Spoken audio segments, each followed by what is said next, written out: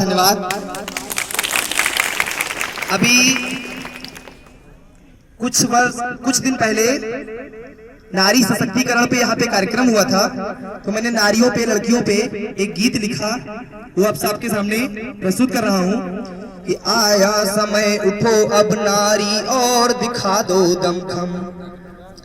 आया समय उठो अब नारी और दिखा दो दमखम। सिंह सवारी करने वाली लहरा दो तुम परचम। अरे नहीं रही अब अबला नारी, नहीं रही अब अबला नारी, दुनिया को बतला दो और भेड़ियों को ताकत से और जरा धमका दो, और भेड़ियों को ताकत से और जरा धमका दो। माँ सीता भी एक नारी थी जो भवन से कुटिया जाती है। माँ सीता भी एक नारी थी जो भवन से कुटिया जाती है।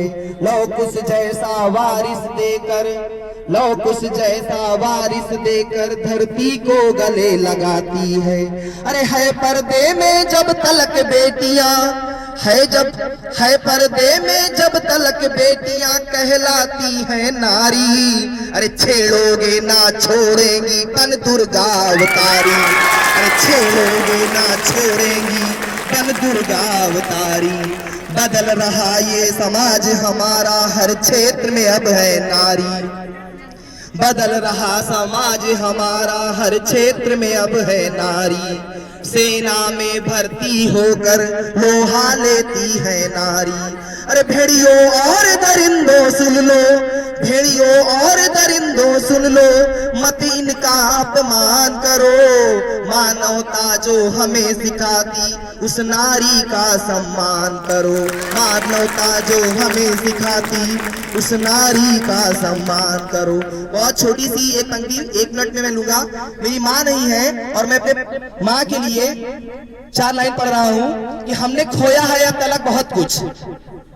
6 फरवरी सन 2011 को मैंने अपनी माँ को खोया था, तो मैंने अपनी माँ पे लिखा है कि हमने खोया है अब तलक बहुत कुछ, हमने खोया है अब तलक बहुत कुछ, पर माँ को खोकर मैंने जहान खोया है।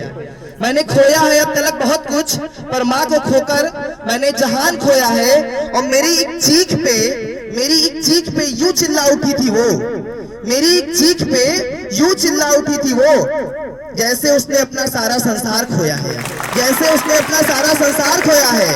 और हर जन जन में जब ना पहुंच सका भगवान, हर जन जन में जब ना पहुंच सका भगवान, उसने हर माँ में अपना किरदार पिरोया है। उसने हर माँ में अपना किरदार पिरोया है और उसे छू नहीं सकता कोई भी कष्ट दुनिया में। उसे छू नहीं सकता कोई भी कष्ट दुनिया में, जिसने माँ को चरणों में, जिसने जीवन को माँ के चरणों में सजोया है।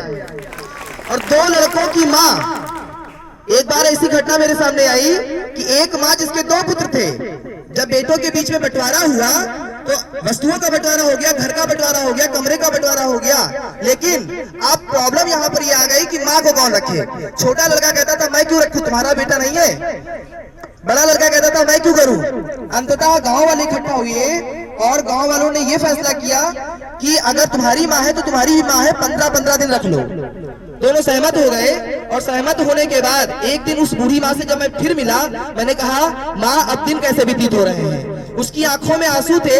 उसने कहा बेटा जिस महीने में 31 दिन होते हैं उस दिन एक दिन मुझे उपवास रखना पड़ता है, क्योंकि 15 दिन एक बेटा खिलाता है, 15 दिन एक बेटा खिलाता है, एक दिन कौन खिलाए।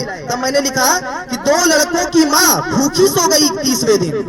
2 लड़कों की माँ भूखी सो गई 31वें दिन, जिसने दोनों बच्चों को 9 महीने तक खोया है। ऐसे लड़के ना हो कभी किसी माँ की कोख से, माँ को रुलाकर जो ऐसो आराम में खोया है, माँ को रुलाकर जो ऐसो आराम में खोया है। थैंक यू, धन्यवाद। आप लोग शेखर का ये हुनर जानते थे? बहुत मेहनती है और बहुत